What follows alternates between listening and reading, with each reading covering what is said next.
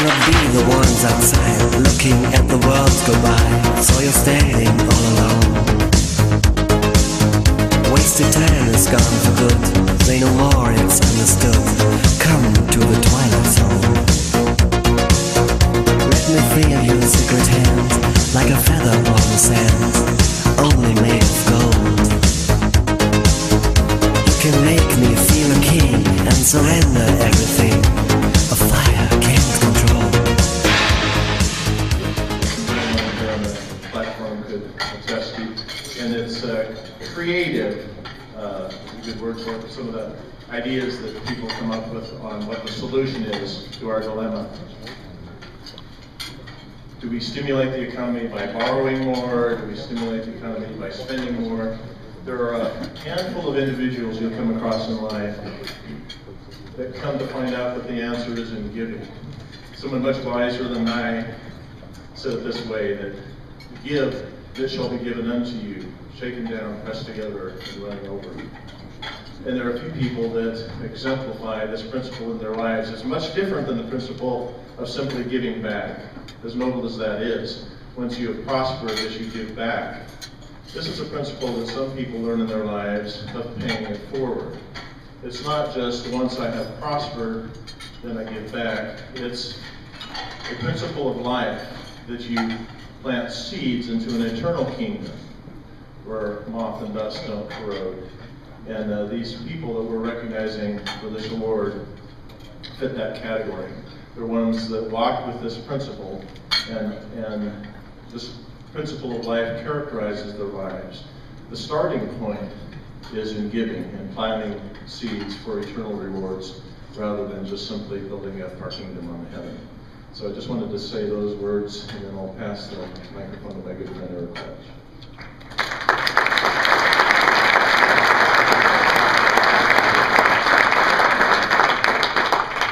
Well, I've had the pleasure of becoming associated with some people of greatness, and I've been through a lot in life, and some of the people I get to speak of are exemplify that in so many ways. It's hard to put into words, we don't have time for it tonight, but one of my personal mentors and become one of my close friends in this business and in life has really shown an example to me of the spirit of giving from behind the scenes and not necessarily looking for any recognition in it. So this is probably actually a little uncomfortable for him.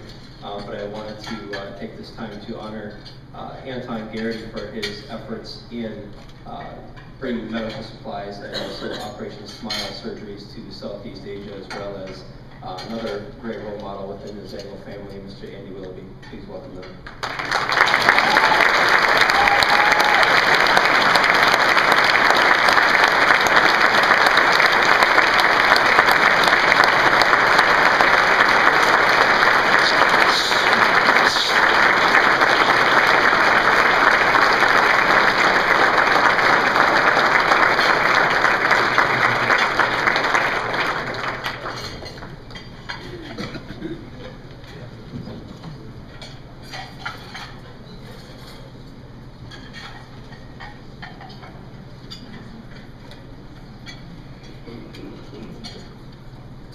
Well, hi there. How in the world are you anyway? And it's a beautiful award. I'm very appreciative. And, you know, first time I remember giving anything, I was about 10 years old. I was in a Wilco store, and it was one of those stores with a little refreshments. And This view of how when you play football, look right behind you. Can you imagine what it was like in our locker room with this guy? All the time. All the time. I don't have to say anything anymore. All you got to do is listen to him. Hey, Lenny, I think you missed your vocation. You should have been a Protestant minister. The way you talk, I'll tell you. And you know, everything is equal. Played with a lot of football players. And it was a great experience, period. Like, I'll tell you how popular I was in my neighborhood in the Bronx. And from the kids on up till we went away to the Second World War, Mr. Goldberg owned the candy store. And after the 58 championship game, I went down in front of Mr. Goldberg's candy store. And all the guys that grew up saying, what a great game, what a great football player you are, and all that. Mr. Goldberg comes out and says, "Artie, you big bum, are you out of work again?" You know, I've that principle of they're just lousy. I've owned a couple businesses like that. They do eventually go out of business, so I understand. There you go. This is the award we want to give you. This is the 2010 Charity and Sports Award, awarded to Art Donovan.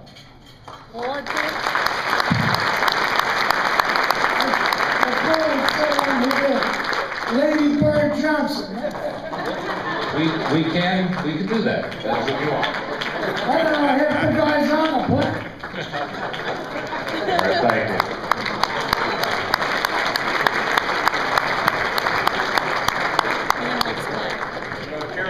I heard one story where Art actually went into in O'Reilly's car on the way home. All right, Brian, what the heck were you and O'Reilly doing in the car at the time that Castillo dropped the ball? We were listening to a rerun of The O'Reilly Factor.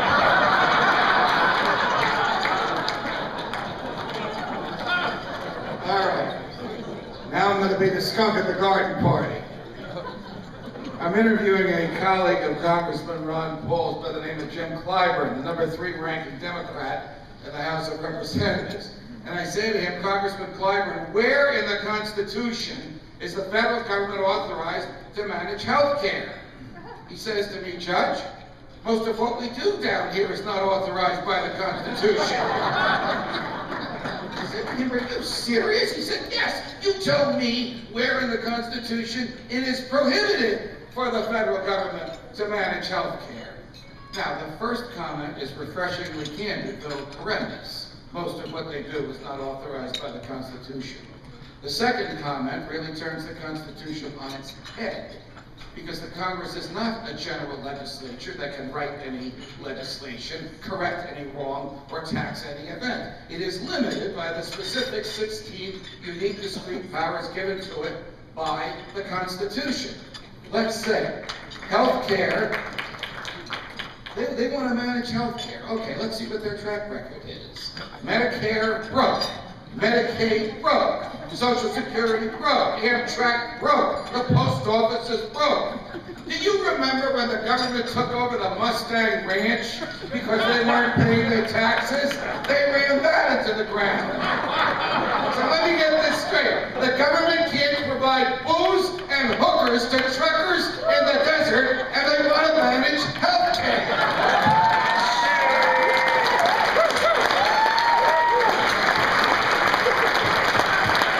Now, I'll give you an example of charity. You're home one night, a guy knocks at the door, you open the door, there's a guy with a gun. He points the gun at you, he said, give me your money, I want to give it away in your name.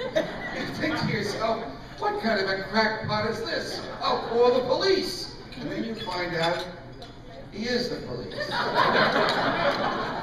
Now let's see.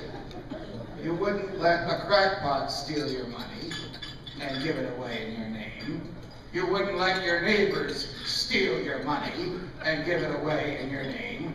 Why in heaven's sakes would you let the Congress, not too far from here, steal your money and give it away in your name? The root of the word charity is caritas, Latin for heart.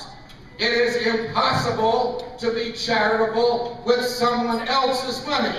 You can only give from your own heart.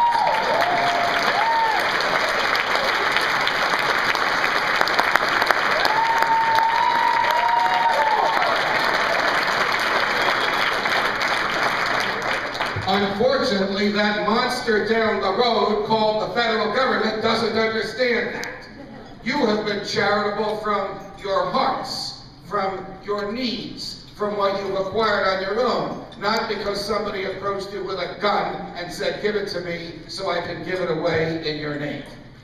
So, government is a dangerous, fire.